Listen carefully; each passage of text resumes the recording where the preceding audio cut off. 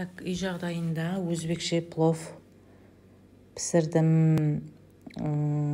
Сіздерге қызық болса, келесі видеоны көреміз кеттік.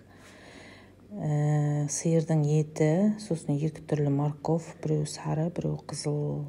Сары морков көптеу болса тәтті болады, жуа, күріш. Қазанымды май құйдым, күнжі май қыздырып аламыз. Жуа торақ қойдым, мен бірінші жуа салам. Жуаны қызарғанша былғап тұрамыз. Қызарғанша қуырамыз. Қызарғаннан кейін етімді саламын. Сиырдың етінен тәтті болады. Жалпы қай ет салса да тәтті болады ғой. Тұзым салдым.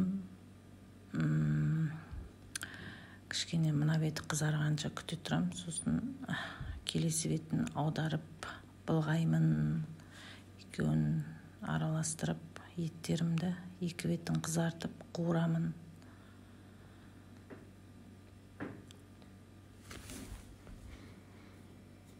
Бір сағаттай тез пісетін ет. Бір сағаттай қуырып аламыз. Содан кейін морковымды салам. Морковымды да бір сағаттай қуырып алам. Бірге етпен бірге пісет. Қызартып пісіріп алам. Былғап әрлі-берлі.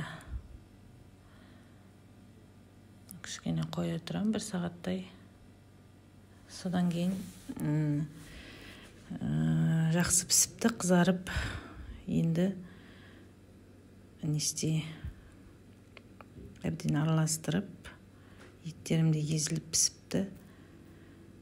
Енді немді салам, күрішімді салам. Күрішімді 2-3 рет жуып алдым.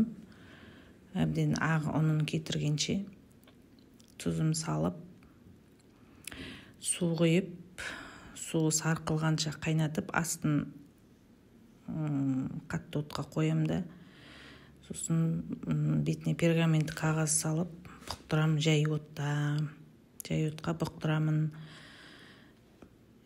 Палауым пісті. Өзбек палауынан кем емес. Сіздерге ұнаса лайк басып, комментарий жазып, менің каналыма тіркеліп кетіңіздер.